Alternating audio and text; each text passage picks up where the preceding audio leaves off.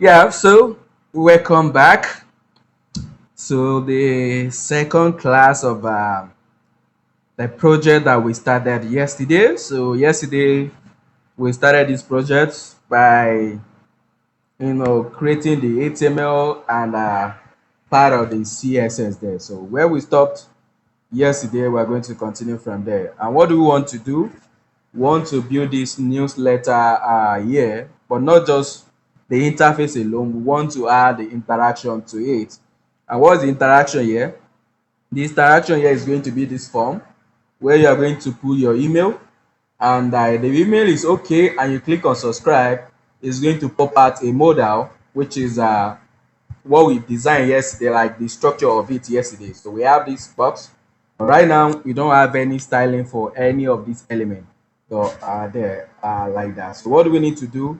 We need to put the styling so that everything can look like the way we want it to be. Because if I go to the screen here, you are going to see that what we have is just boring HTML yes, and we need to convert it to a proper UI, which is going to be this.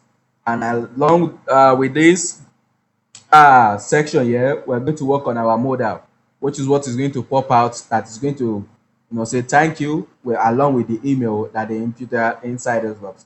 And again, so this thing is going to have validation on it there. So which means whatever stuff you want to impute inside this box needs to be a valid email. If it is not valid email, then this is the message that is going to pop out, and all these stuff are going to be here when everything is not okay with the impute. But if everything is okay, then we have the modal, and we're going to display whatever we need to display to the user. So let's continue from where we stopped yesterday by putting everything we have in this place together. But if you remember yesterday, I mentioned it that I don't want to be bothered with this modal right now, because we want to focus on this element. If you look at it, this is the only thing that is showing right now, and we only want to do this design before we move into the modal there. And since I don't want the modal to disturb me, what I will do is just hide it for now, which I'm going to select this modal wrapper, and I'm going to hide it so that I won't be having it on the screen again. I will only focus on the section for the information that you want to display to the user. So I'll quickly select it, and display should just be none, because I don't want it to show anything. And if I save it here, you see that we shouldn't have anything like thank you again. So the only thing we just have is this main here. So the main element that we have here, that's the only thing we're going to focus on for now. And once we are done with this main too, we hide it and we focus on the modal too, so that we don't kind of face the two of them at the same time, or you start applying some CSS and it will be affecting some other element, or the stuff is not going to be arranged because some other element are not positioned the way they are supposed to be positioned on the page. So right now I've hide that one so that we can focus on this main area here like that. And what do we want to do with this main area? As you can see, we're going to have the body, which is going to have this particular background color, and inside it we now have this main, which is this. But don't forget, we want to make our site to be responsive, so which means by the time we deploy this application, it's going to look nice on both the desktop and the mobile devices. And as you can see, this is the design on the mobile and this is the design on the desktop.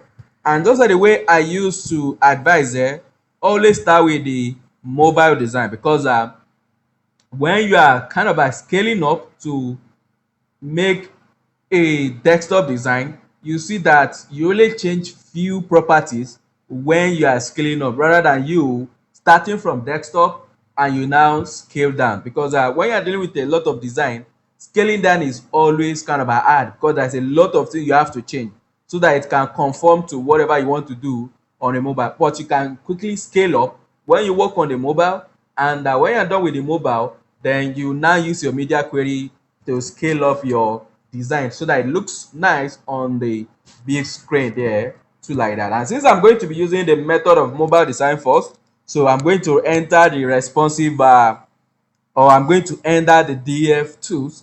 And on these dev tools, we have this device emulator, which is what I can use to emulate different screen size anytime I want, like that. And if you look at it here, um, the file that contain all these projects materials here, I'll be sending it to the group. And one of the file there is this style guide, which kind of tell you the colors, the font, the screen that this design was developed for. And if you look at it, almost of their design is always on this 375 along with this 1440. But just because they are giving you these two screens doesn't mean the screen that is in between them, your design is not going to work. It is still going to work. So you need to make sure that you work for mobile, the tablets, and desktop. But most of the time, some design you want to show on the desktop, you can actually show them too on tablet because it will actually come out nice. But there's some little adjustment that you might need to do. And what you just use here is your media query by targeting different screen size that you want there. And as you can see, we have been told here that the small screen is on this 375. This is what they use for the design. And for the desktop, that means the design you are seeing here, this design here is on 1440. This screen here is 1440. And for this one now is 375 pixels. And that's what I'm using currently right now. As you can see, the emulator that I'm using, it is set to this 375. And you can go more than that, maybe around this 425, but it's still going to be within that range of mobile because everything is still small screen there. But I'll be using the 375 to look at my design that is actually being arranged properly, just like the way it is here, like that. So the next thing I'm going to do here is to copy all these color because it's something I will be reusing in different places there. And since I'm going to be reusing them, so I would love to create a variable out of these items here. And what is variable? I've already explained this in before. So a variable is just a name that you can use to represent a value that you want to use there for your properties. For example, here now, this roboto and sans serif where they are value, the none is value. So imagine that you have a value that you are now reusing in different places and you don't want to start repeating yourself again and again there. You can save it in a name, and that name you now use it anywhere you need that value. But how do you create a variable? We have the global one and we have the local one. But right now I'm going to be creating the global one because I want to use it everywhere, and I'm going to paste everything that is coming from this file here. And what is it wrong with this? My editor right now, that is. So yeah, I'm going to convert all this into a proper variable because in order for you to have a variable, it needs to start with a double hyphen there, and there is no space, and then again you have to close it like you are dealing with normal variable there, like that. It works like you are dealing with normal variable, you are working with normal property. The difference between them, this is what we call custom. Now it's not custom property there because you are the one defining what you are putting there, but I always call it variable. So whether you call it variable or you call it custom property, they are still the same thing there. So let me separate each one of them. So the next one is going to be this gray.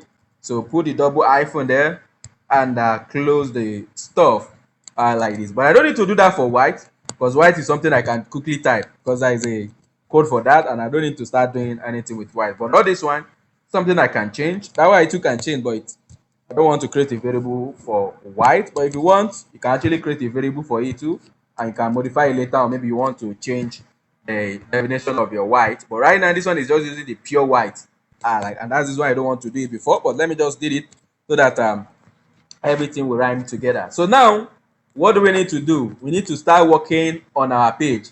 And since we are focusing on the mobile, look at it right now. So if we look at this stuff, we have the main. So we need to talk to the main. But before we talk to the main, I want to work on my basic setting for the body. And what is basic settings for the body?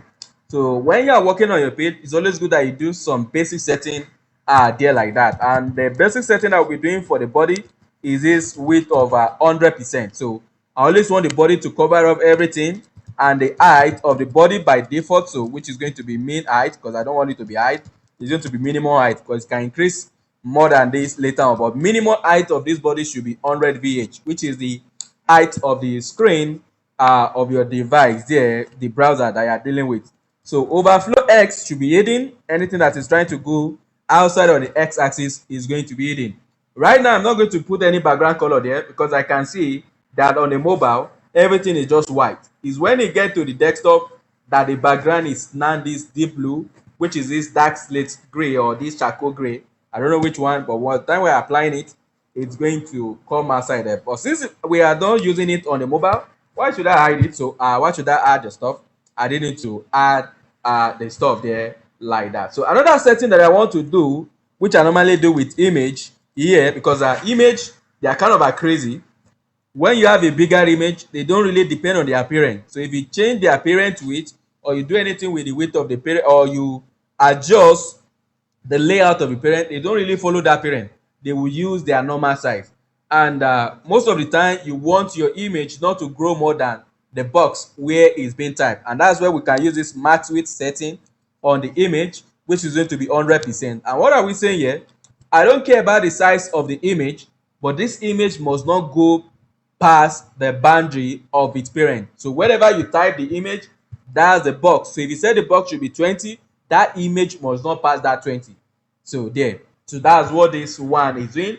And it's a generic setting that I'm using for these two images here like that. And as you can see, I did not say width, I said max width. Because before, what this thing is doing is that even if the image is not up to the parent, it will not bother about it. It will just maintain its size. But if this image is that big and it's trying to go outside of its parent, cut it out or don't cut it out, just to make sure that the image limiter or it's kind of an end at where its parent is stopping it there. So if I say the parent should be 200 pixels and the image is bigger than that, the image will not go more than 200 pixels with this kind of generic setting that we have here. So these are the simple settings that I just want to do. Here I don't have the link again too. For the button, if I want, I can quickly add some setting there, because button by default don't really give you the click. They don't really show that the button is clickable. As you can see, the mouse is not showing that this thing is clickable, but you know that when you are working with button, it's always good that you make sure that the cursor is pointed there. So I always do this generic setting for all my button by default. Again too, I don't need the border there. So border is going to be 1 pixel solid transparent. And what am I using transparent like that? I don't want it to show, but it will still be there. And any one of them that needed later on for my button, then I can now call the color there on that particular one. But for now, I don't want anything like that on my element. And as you can see on the page, we don't have anything like that. And again too, my button is showing that it is something that is clickable there like that. So let me go back into this responsive mode.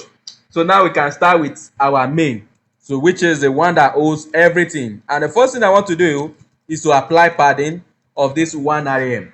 And what is padding going to do here? What is the padding going to do? And again too, there is something that we missed that I did not really type here, which is this our padding of 0, because I don't want to add any padding at all, and I don't want to have any margin at all here too, because I want this thing to, I want to apply it myself, not that the browser is going to apply all this silly margin and padding anywhere I don't need. And as you can see from here, you see there's some white stuff going on here. So there's some white stuff going on by this edge. And if you look at this, some element, they are kind of a space from each other. I don't want it to happen like that by default. I want to do it myself, not that it's going to do it for me.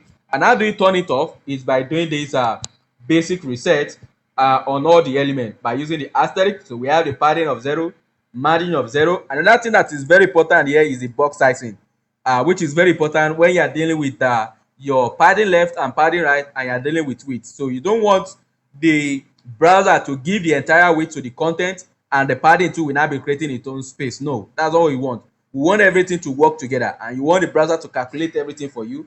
So you need this box sizing of border box. And if I save everything now, can you see that the image is now back to the normal way it's supposed to show?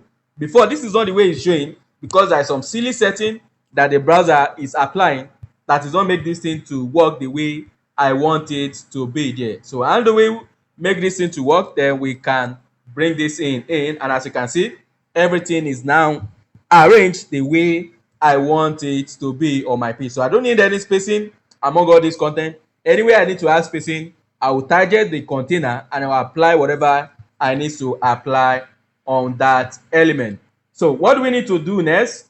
Don't forget, this our main element is divided into 2 sections. So inside the main, we have 2 sections. We have the section for the content, and we have the section for the image. But there is a problem with this the way we arrange this content here. If you look at it on the mobile or on the desktop, the image is on the right, the content is on the left. But on the mobile, the image is not coming first, and the text follow. But if you look at it, it's not arranging like that here. We don't have it like that. Why we not having it like that is because of the way we arrange our content in the HTML.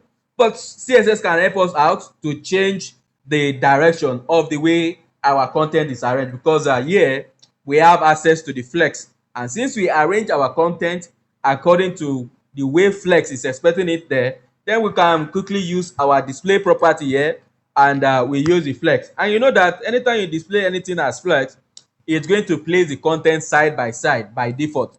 But that's not what we want. As you can see, it's playing it side by side. But you know that we are working on the mobile. We don't want it to be like this. So what do? We change the direction of the stuff. But now, it's not column that we need. What we actually need is the column reverse, because if you use column, it will just stack them on top of each other like this. But this is not the way we want it to be. We want it to reverse it. So the element that is first should be last, and the one that is last should now be first. And what do we need here? We need the column reverse. And when you use column reverse here, as you can see, it will make the image to come first, and here the content is going to be under it like this. But I just checked the design, so I have it like this. But I just checked the design, I can see that on the image there is no space at all. The space is only on the content, and since the space is only on the content, not on the image, so I don't need to apply this padding on the main. I'm going to do it for the container that is holding the content. So I need to delete this one. Why do I need to delete it? Because the padding there is affecting everything that is inside it. But the image is not supposed to be like that. So if I save it, everything is going to cover up like this, in this way that we want. But before I move forward to the content area, I need to work on this image area, because on the mobile we are not to be seeing this one here. The one we are supposed to see is the second image. Don't forget, on our page we've already give all this image a class. So we have the class for desktop and we have the class for mobile. So what do I need to do is just by targeting them inside my inside my CSS there. So what do I need to do? We have this image wrapper, and inside it we have the class desktop like this. And what did I want to do? The display should be none, because on the mobile we don't really need it at all. So on the mobile we don't need the desktop, and as you can see, it's only showing the mobile one. And when we get to desktop too, we are going to hide the mobile, and we are now going to show the desktop there, because they are different image, and we don't want to show the two of them on the screen that is not meant for that particular image. And as you can see, half of the problem is solved. The only thing that we just need to do is to enter our content, and we make sure that everything is arranged according to the way it is here. Because if you look at it, we have padding inside the box of the content, but right now in our own we don't have anything like that. So what do we need to do? We just need to select that our container. And what's the container? The container is this. So if this is the container, and inside my CSS I'm going to select the content wrapper like this. And what do we need? We need to display everything as flex like this. And once I display everything as flex, as you can see, it's placing them side by side. This is not what we want, so we need to change the direction. But here now we don't need to use reverse. What we just need is the column, because everything are going to be stacked according to the way they are arranged like this. And the next thing we need here is the gap, because all this content, I want a space in between each group. What are the group? The group that we highlighted yesterday. So we have this, we have this, we have this, and this is another group here. And if you look at each one of them, there is space in between them. So this space here is what I'm going to be using gap for there, like that. Once you structure your page content the way you want, you don't even need to talk to a lot of elements on the page. Just talk to the parent, and it's going to do whatever it needs to do with its items that is inside. And if I apply gap now, as you can see, it's putting a gap in between them. But if the gap is too small for you, like that, you can actually increase it so that you see what is going on the page. And the next thing we need to have is the padding, because the content is down packing to the edge of the box, and we don't want it to be like that. So the top I want it to be around that 3 rem because I want the spacing more on the top. Then the left and right should be around that 1 rem. So top and bottom is going to be 3 rem. So which means the top here there's going to be more space on the bottom too. But the left and the right are going to use the 1 rem here, which is going to be 16 px. And if I save it here now, you see that we have more space at the top compared to the left and the right. The same thing too, we have the space at the bottom parts here like that. So this is what we are doing there. So the next thing we need to focus on is this our title. So if you check the title, it's not actually black, and again too, the stuff is bigger than what we have currently there. So we need to change the font size of that of this H1, and we need to update its color. So where is the H1 coming from? So the H1 is coming from this content wrapper like this, and inside it we have H1. Currently your H1 is using a font size of 2em. So he's using a font size of 2em, but I don't want to use 2em. What I want to use is going to be 2.5 rem here. And if I save it, as you can see, it's going to increase the size of the text there. And again too, I don't want to use the color that is here because that is not the color we are supposed to use. And I think it's this charcoal gray. Yeah. So and how do we call our variable now? So we have the color, and here we are going to call our var, and inside the var you mention whatever variable that you've defined there, and if you call it, you see that it will update the color. Even though it looks like black right now, it's not black, it's just this charcoal gray, which is kind of close to the black color there like that. The same thing too, all these texts, they are not black, but they are not that black, they are using a particular color, which is this charcoal something there like that. And instead of me even giving this one the color, and since all of them are using the same color, I can actually cut it out of this side and apply it inside the body. So which means all the text by default inside the body are going to use this color. So I don't need to start giving each one of them, because if I want to do it like that way now, I have to give this one, and give all this text too. But I don't want it to be like that. So I want it to apply it for me at once, because all these elements they are going to inherit the color from their parent, which is the parent there. The parent in this content wrapper is not having anything, so it will look at the parent of this one, which is main. This one too is not having color. Then it will now look at the body, and from there you see that there's a color there, and it will inherit the color from this side. So which means here now, if I change the color to red, you are going to see that it's actually putting it's actually pulling out the color from the body. So if I use the red, which is obvious there, you see that all the text on the screen, they are going to change to red, with the exception of that button that is not inheriting color from the body there, because it always wants you to use its own color, but you can actually talk to it to inherit the color too like that. But I will reverse this thing back.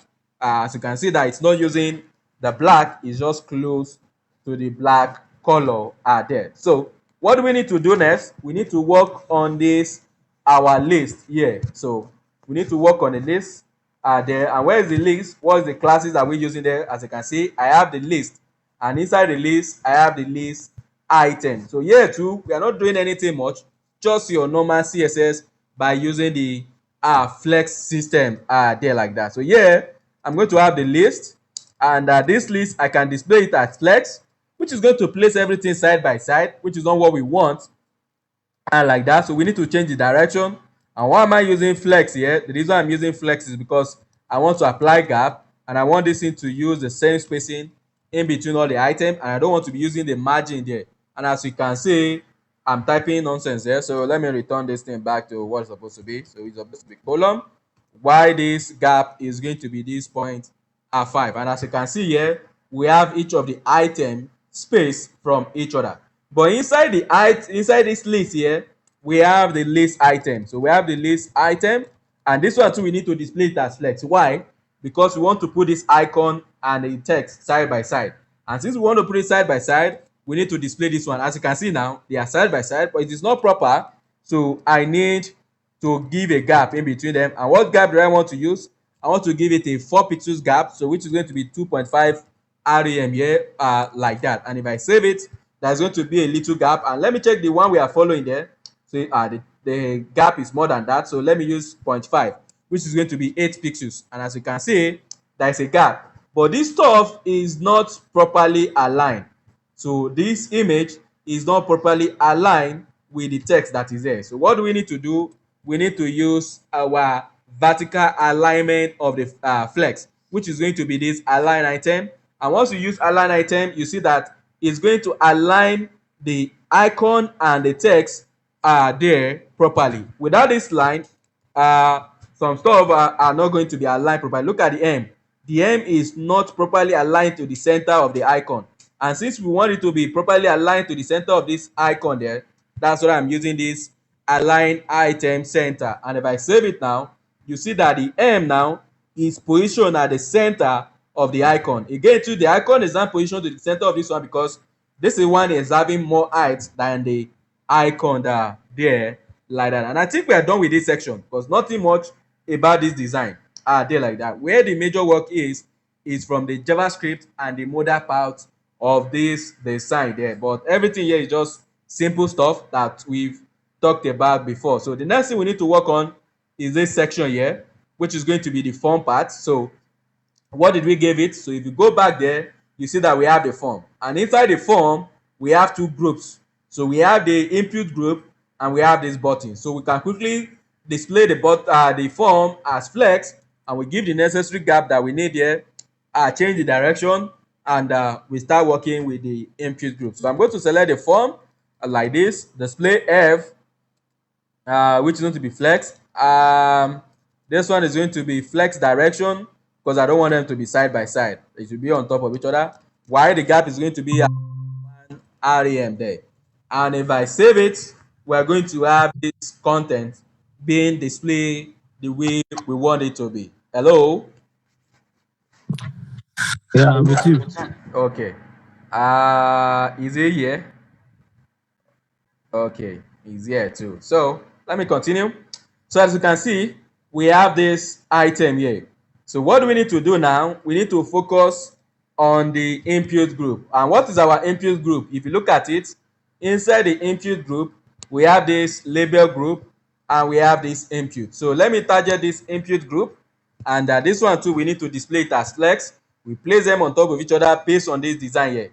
As you can see, the label and the input are stacked on top of each other. But don't forget, there is one text by this side, but it only comes outside when the form is not valid. But right now, we don't focus on that. We're not focusing on that. We are focusing on the general layout. And when we are done with the general layout, we come back and fix all those necessary elements and the style that we need to apply anytime the form is not valid like that. But for now, we are focusing on the general styling there like that. So let me select the input group. This one too is going to be displayed as flex like that. Flex direction is going to be column because we need to stack them on top of each other like this. But inside this one, we have other group too. So inside it, we have the label group, and that's the one that is holding the email address, and this valid email is required. So we have the label group like this. So I'm kind of going fast from the CSS part because our major attention is on the JavaScript part. So yeah, we need to display this one as flex too. But now the content is going to be side by side. As you can see, it's side by side. So we need to align items to center like that. And at the same time, we need to justify our content space between, because we want the content to be spaced. The space supposed to be in between each one of them. So which means email will be on the left and the error message will be on the right. And if I save it now, as you can see, once you arrange your content correctly from the HTML, by the time you started applying your CSS, everything will just keep going in order there because of the way you arrange the content. And as you can see here, our label needs to be bold. Currently, our label is not bold here, so we need to enter the stuff. So inside this, our label group, we have label. So the font weight of this one should be 700 because it needs to be bold. So 700. I don't want this thing to be bigger like this on small screen. So the font size by default is around that 1 rem. So I want it to be around 875, which is going to be 14 pixels. So, and at the same time too, what do we put here? There is a p tag. So the label group, we have a p tag there too. So this one, the font size is going to be 75 rem, which is 12 pixels, because I want that one to be small. It's just a validation message. As you can see, this one is here and this one is by this side, which is kind of a tiny at that place. But this is not the color that is here. This is not the color that is here, because the color is always this particular red color like that. So how do we put the color? We've copy all the necessary color that we need. As you can see, the color that we are supposed to use here is this tomato. So I will go back to that side and I will update the color of this one. But by default, this thing is not going to show. You are going to see how to undo all those ones. But for now, let's just apply all the basic settings. So tomato like this, and if I save it, you see that it's using that color there. But right now, we don't want this thing to display at all by default. So I'm going to use the display to be none. By default, it's not going to show. So by default, it's not going to show. But it's still there, it's not going to show. But when is it going to show? It's the JavaScript that is going to be toggling some CSS on this element. And when is it going to show? So the only time it's going to show is when we have something like this. So I have P, and this P is having a class active like this. But I don't want to do it in this way, because this thing is not going to, I'm going to do a lot of work with this method. So I think let me go with this simple method, but later on you are going to see how to handle it in a better way. But for now, let me just go with this simple method. So anytime the P is not having a class active, the display is going to be none. But once there is a class active, then we want to replace the display with something else, which is going to be a block like this. So which means later on, when there is error, what JavaScript is going to do is that it's going to add a class active on the element. And once that class active is there, you see that the stuff is going to pop out. And when there is no class active, that means there is no error. Or if I want, I can just give it error class like this. So when there is class error, whatever class you are using, you are going to use JavaScript to toggle that class on this element later on there by using all the functionality that we've talked about, like your class list functionality to toggle, add, remove, as, and all those things. But you are going to see the one I will be using later on there like that. And as you can see, by default, it's not going to show. But later on, by the time we add the JavaScript will be toggling this class on it. If the class is there, it will show. And if the class is not there, it will not show. For example, here now, if I come to the P element and if I give you that class error, you see that it's going to come outside. It's going to come outside. And if I remove the class error, then it's going to disappear. And this is what JavaScript will be doing later on. You know, the HTML, you have to type it yourself. But this thing is something that has to happen dynamically there. And since it's going to be happening dynamically there, then we need JavaScript that is going to be doing the magic. So if there is error with the input, it will add a class here. And if there is no error with the input, it will remove the class if it is on that element. And that's what is going to be happening with this one. But you will create all the necessary CSS. As you can see, we create the CSS when it's not going to show, and the CSS when it's still going to show, like that. So when it's going to show, it's just going to change the display from none to block, and you are going to see that the element will come outside. And when there is no error, JavaScript will do the magic that it needs to do like that. And that's what we are going to be doing for a lot of things that you need to show or to hide. So what you do is that you have all the CSS down, but you only apply the CSS of the default setting. But later on, JavaScript can now come in to modify the class by adding another one to override the style that you have on that basic one. And that's what is going on here. So this is the default setting on this P element. The font size is this 12 pixels. The color is tomato, and the display is none. But we now have a class that is going to override. And why is it going to override what is here? That's where the selector that I talked about, the specificity that I talked about when we are dealing with our CSS. If you look at it now, the specificity of this one is 11. And if you check this one, the specificity of this one is 21. So since 21 is greater than 11, then the CSS is going to use whatever that is coming from here if there is a clash between the property. So if you look at it, we have display here and we have display here. But which one is it going to use? Is it going to use the one of none, and is it going to use the one of block when there is an error class? So which one is going to use is depending on all those things that we've talked about in CSS that I don't want to be going there again, because we are focusing on something else here like that. So let me continue. The next thing I'm going to work on is this my input here too. So I need to work on the input. So I need to work on the input. So inside the this input group, so inside the input group, we actually have the input, and here the border should be 1 pixels, which is something I've already stated at the top here. So I've already changed my border is changed here. Okay, it's on the button that I changed it. So let me just do the same thing here. So 1 pixels solid, but I want to use gray here because the color there should be gray. Yeah, it is gray. So and the gray is given to us already. So I'm going to have the var, and inside this var I'm going to have the gray come outside. So this is it here, and if I save it, you see the color is going to change from the black that is there before to this our gray. So what do I need to do next? I need padding because this box is too small. Like that, I need the breathing space inside the box. So if I type something, as you can see that everything is jammed back together. So we need a breathing space so that it can look like what we have here. And again too, I did not put this placeholder, so I'm going to put that one later on.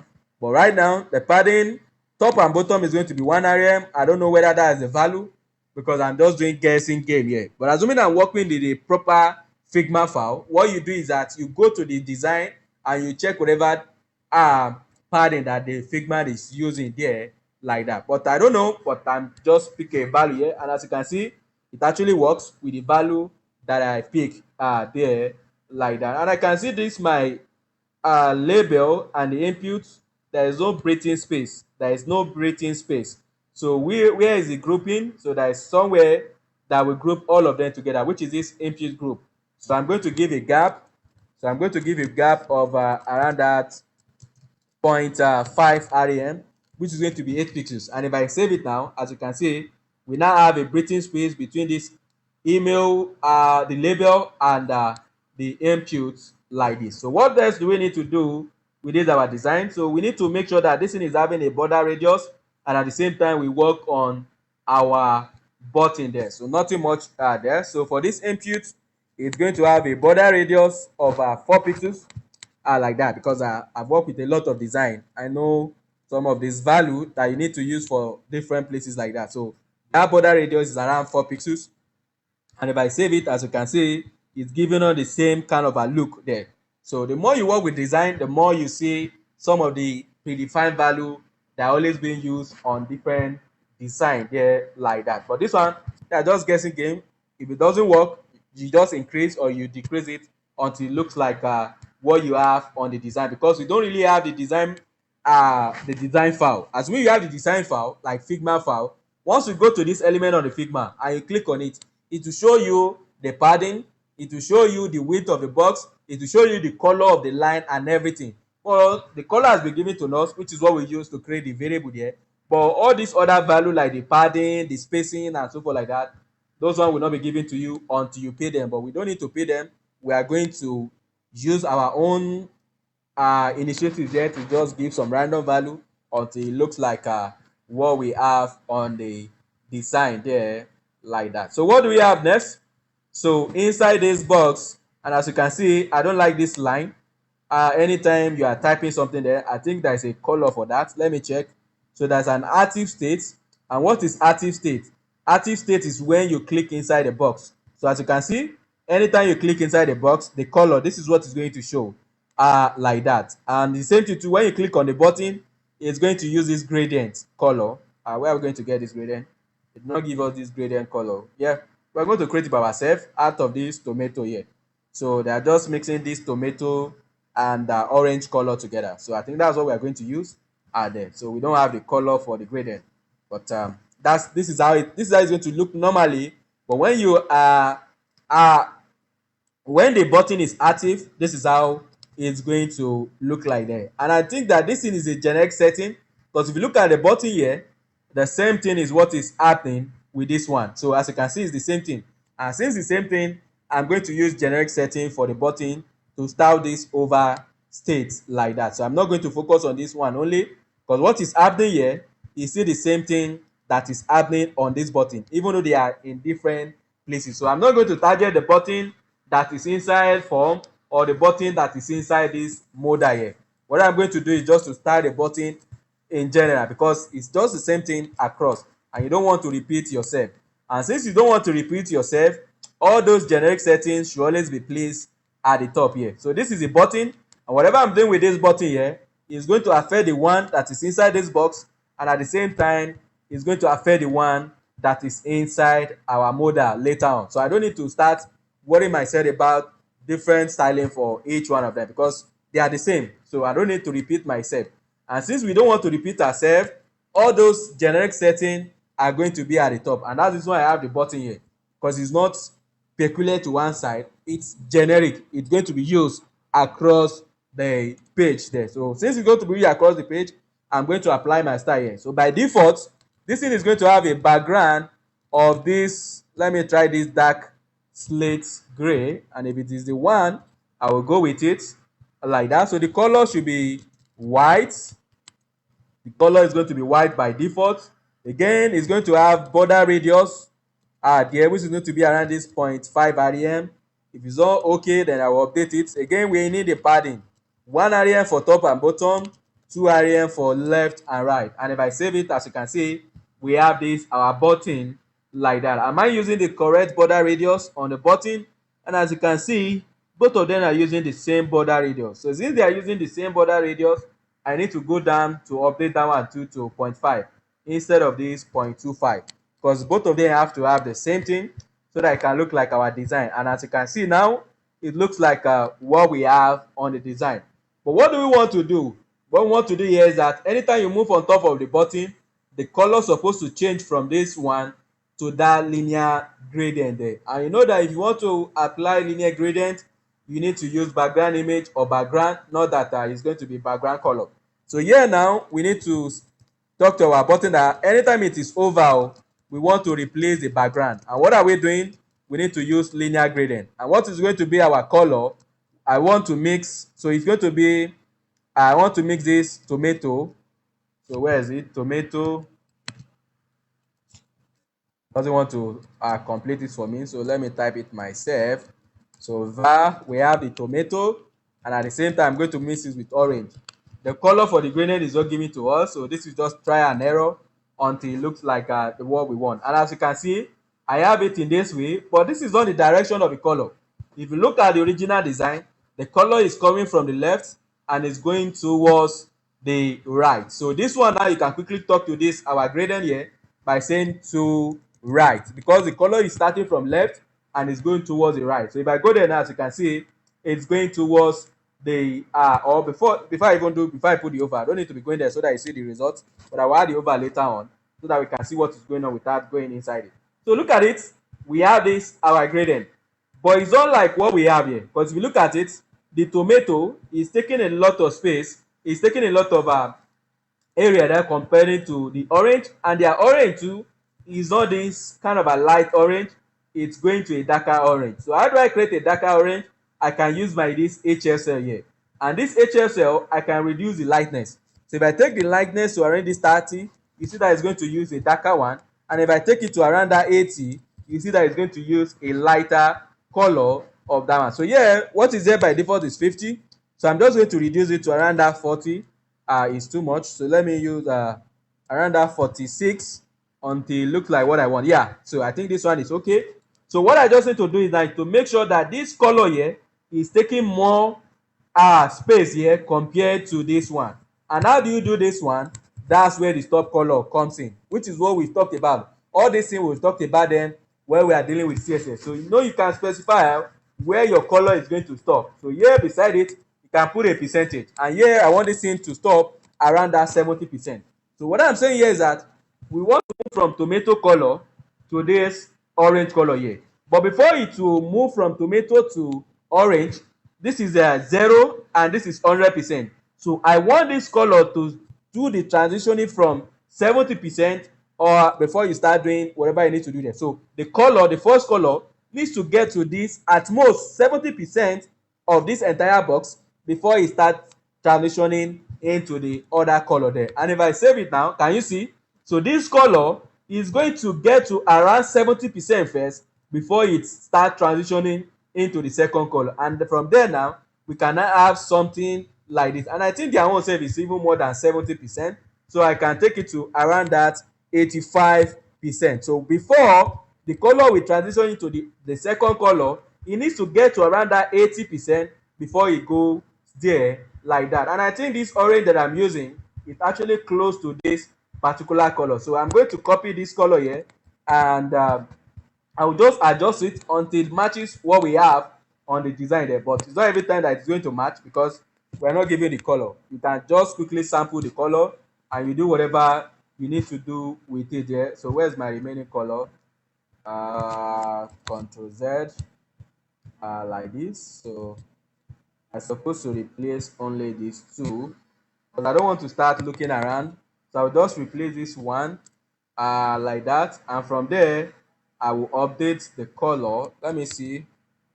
Yeah, it's using this one. So what I just need to do is to take it to around this side a little bit and update it. And as you can see, it's getting closer. So let me use 56, but I don't want to waste time on this, so I will just leave it like this. So assuming we have the actual color, then you are going to see it. But we don't want this thing to happen like this. We really want it to happen when it is over. So I'm going to add this one now. So if I add it, it's not going to be like that, but once you move on top of it, it will change to this color, which is kind of a close to what we have here. But assuming I'm working with the Figma design, from there I will get the actual color and I will put it there. Nothing much. Just put your actual color inside your linear gradient, check the percentage that you need to take there, and everything will work according to the way it's supposed to be, like that. And as you can see here, we are kind of done with this mobile design. We are kind of done with the mobile design for this item here. We are kind of done with the mobile design for this item. This input too, I don't want it to have this color, that line that is there. I want it to be another color entirely. So it is going to be, anytime this our button, it is a focus. So anytime it is focused like this, I want the outline to be something. So outline color, that line you are seeing there is outline, not border. And what is going to be the color there? The color is going to be this, our charcoal gray, like that. So which means when it is here, it's going to be, it looks like black, but technically it's not black. If I use another color that is obvious, you are going to see that it's not using that this thing is, can you see? So whatever I apply here, that's what it's going to use. But because that charcoal stuff is close to black, so that's why it looks like if it's still black. It's not black, oh, it's using the color that is there. And I can see this my input, the text is kind of tiny. So if I want, I can just update the font size maybe to around that let's just say 18 pixels like this, which is going to be this, convert this thing for me. So but I always want to use rem, and as you can see, it's going to increase the text again. To the color of the text needs to be whatever the color that the design is giving us here. So the color is using this charcoal gray like that, which is supposed to be using it by default, but let me just make sure that it's using the color that we are supposed to use there. So let me save like this, and yeah, so from there it should be charcoal gray, not the actual gray. And if I save it, yeah, so it's using the text, and you can type whatever you want to type. But don't forget, this thing is not valid. We are going to handle the validation when we get to the JavaScript part of the design. We're already 48 minutes, and I want to finish the design today. I don't want to deal with any design again after today's class. So what do we need to do now? We need to enter our desktop design, because we just finished our mobile, but we need to make sure that this design is responsive. So which means it's showing something else on the desktop. Look at it now on 768. This thing is not looking nice at all. It will be nice if we are using the desktop design for this particular screen. And what is the desktop design? This is our desktop design here. So what do we need to do?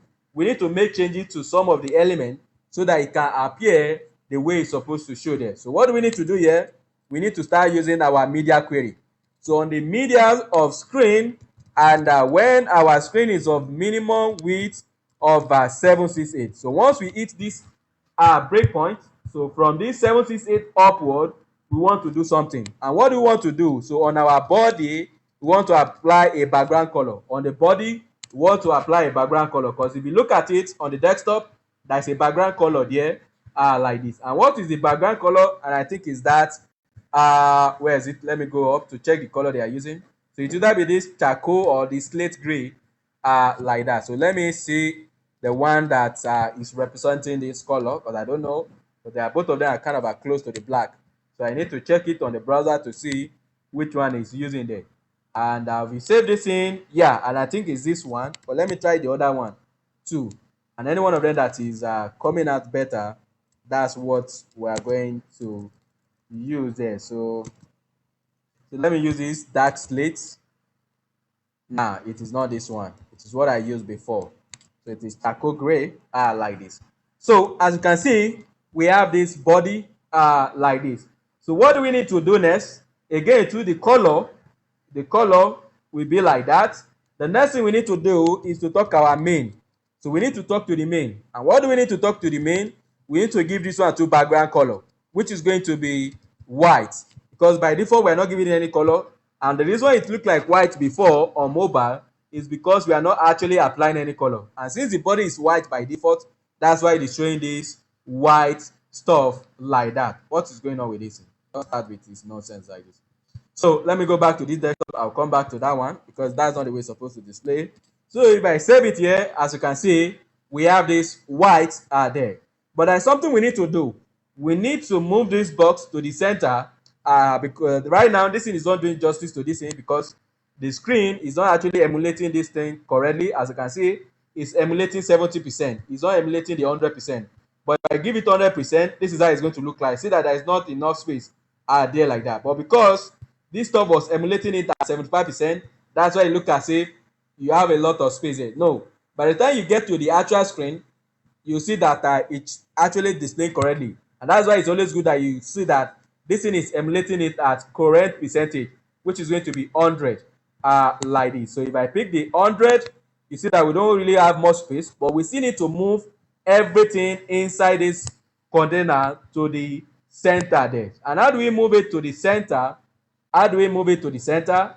What we need to do is to display this body as flex, and we align and justify whatever that is inside it to the center there. So we are going to display as flex. Why am I using body? Because the body is only having this content inside it. So AIC, which is going to be align item center, and JCC, which is going to be justify content center. And if I save it now, as you can see, it's going to move whatever that is inside it to the center. If I'm on a bigger screen too, you see that it's always going to be at the center there like that. But there's a problem. The problem here is that this thing is not actually wide the way I want it to be wider there like that. So what do we need to do? What I can do here is to give this main a width of 100%. So by default it's going to have 100%, which means it's going to keep going wider. But again too, you don't overdo what we don't want it to do here like that. So how can we limit it? We can use our max width. So width by default keeps expanding to 100%. But once you get to around that 500 pixels, I don't want you to go more than that screen.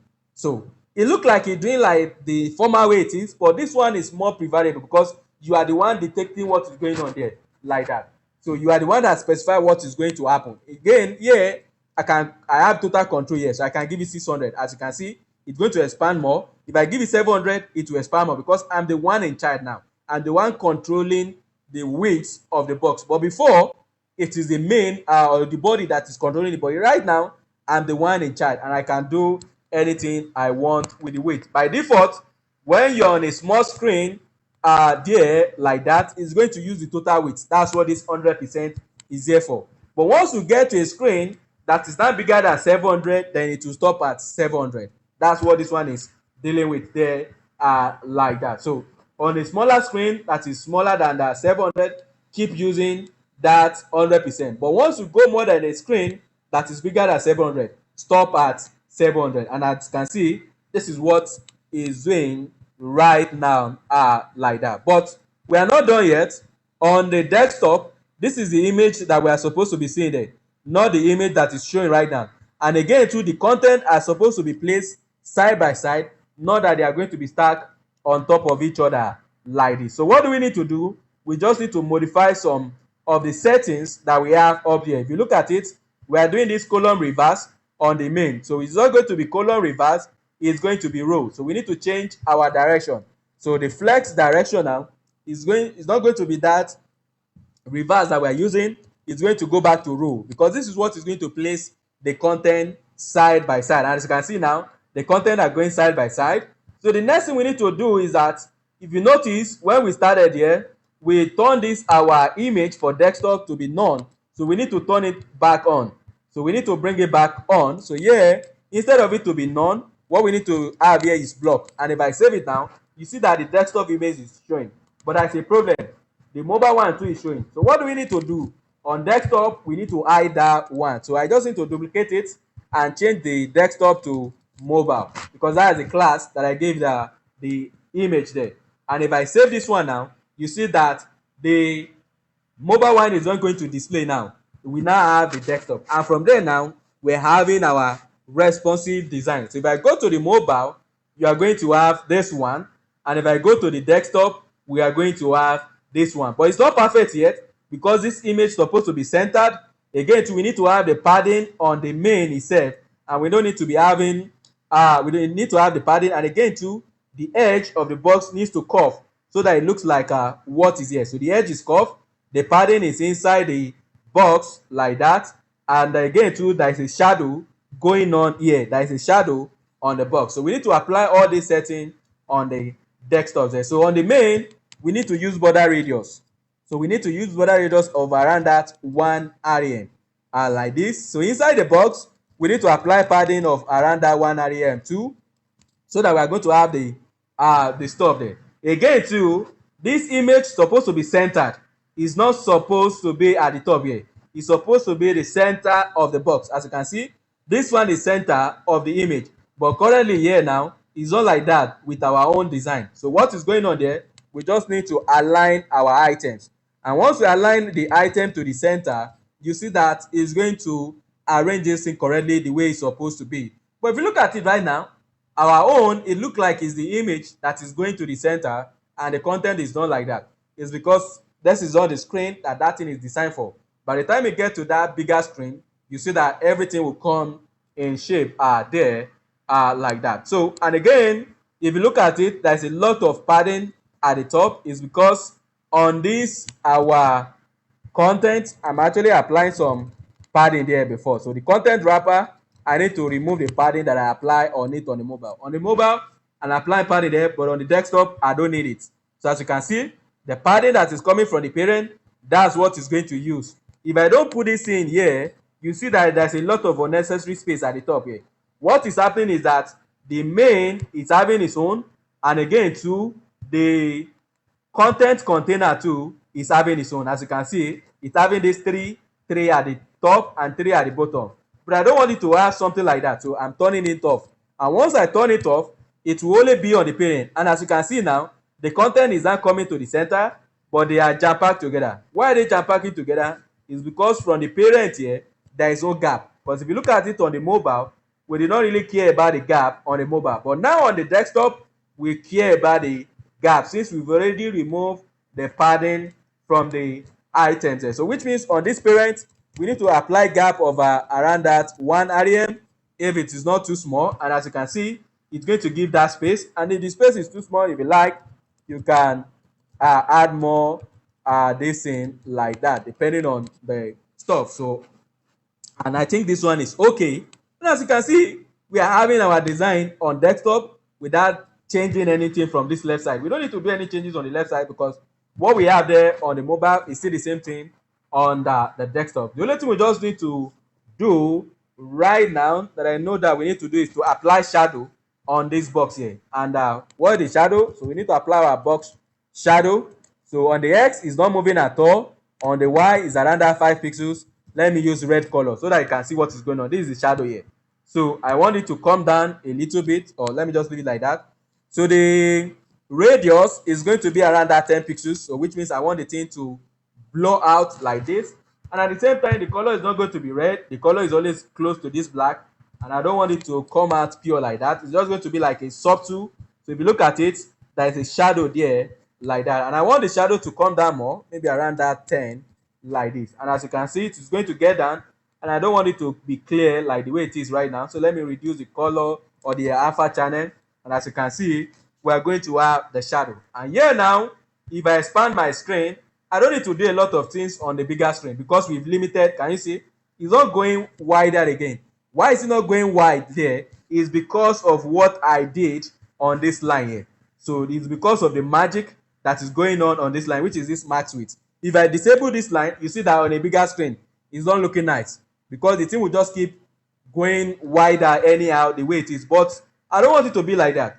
On small screen, go wide, but once you get to a bigger screen that is bigger than 700, stop at 700. And if I still want it to increase, I can actually take it to 800 if I still want to increase it more, like this, so that it can look like the way it is here on the actual design. So on the mobile, we have this design.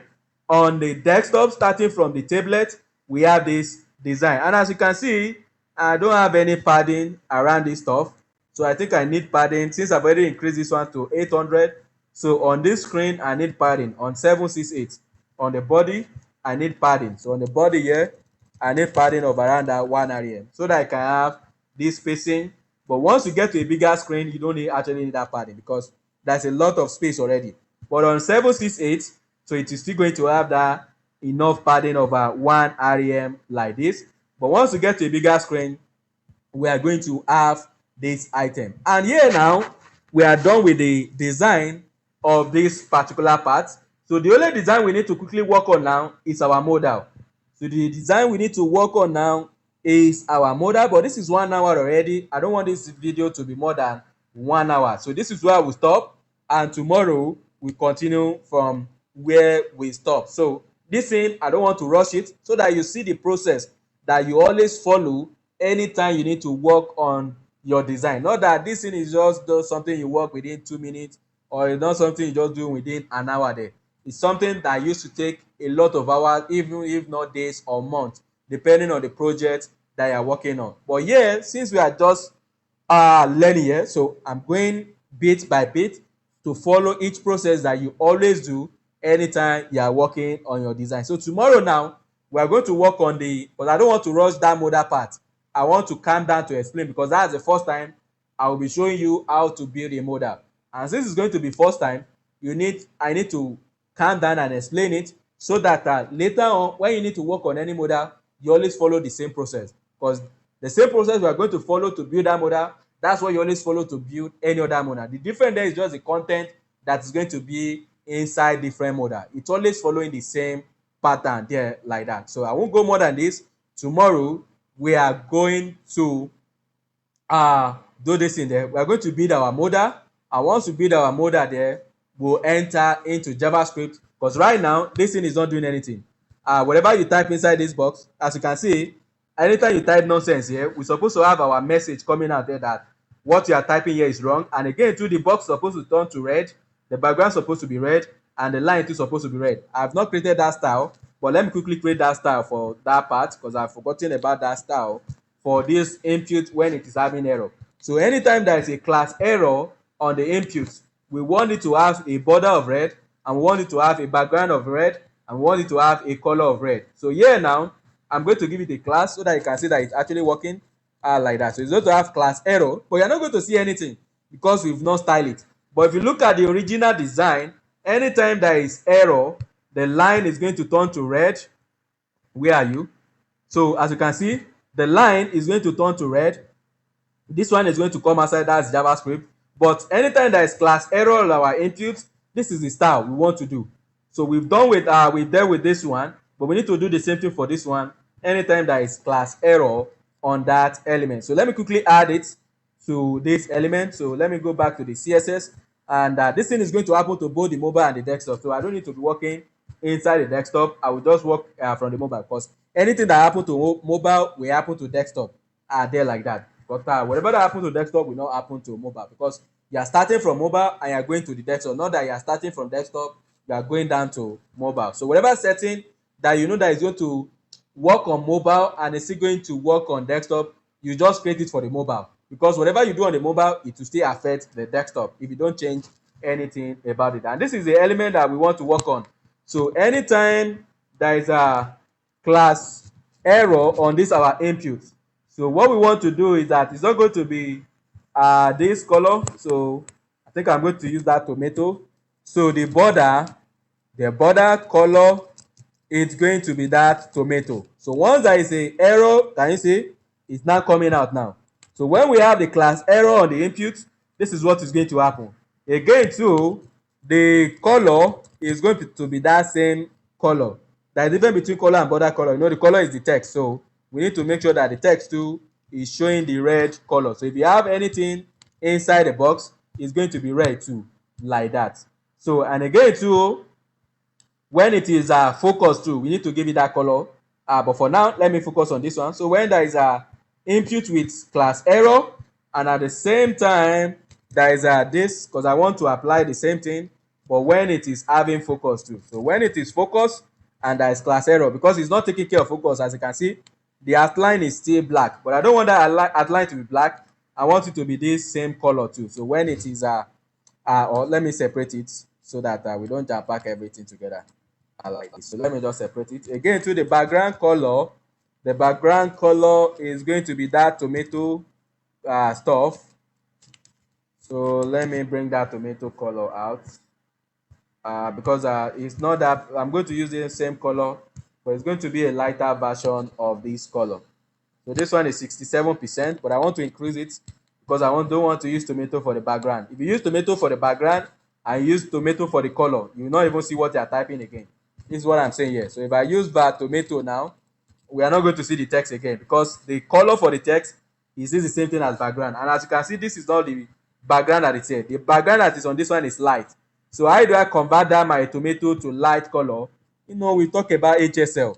This last number here is what you can use to determine the lightness and the darkness of the color. And since I want the color to be light, I just need to increase this percentage to maybe that around 87. And as you can see now, it's going to give me the lighter version of that same color, which I've already taken to this 95. Let me use 95 like this. So as you can see, this is the color it's going to show when the stuff is having error like that. But when you are inside the box, it's not showing that line color there. So what do we need to do? So I need to apply the CSS for that one too. And what do we need to do? I just need to take this one down. So anytime the input is a focus and at the same time it have class error, so and at the same time it have class error, we want our outline color, so outline color to be red. So it's only that one I need. And as you can see, the reason I'm separating them is because I only want this outline to happen when there is focus, not when it is having error. Because right now it's having error, but it's not focused. But when it is focused, that's when I want the outline to now be red. So the outline too will still be red. Not that when it is focused, it will not change to. But when the thing is not having error, then it will be normal setting that we applied before. So which means if there is no class error, everything is going to be the normal way it is on the screen there that we have. So here now, if I enter, if I start typing, as you can see, no error here. But when there is error, it will show the red. But JavaScript will be the one that will be doing that magic when we get to that part later on, after we've already designed our modal there like that. So today is just about the CSS. Tomorrow now, we work on the CSS for the modal and we jump into the JavaScript there. So any question? Any question?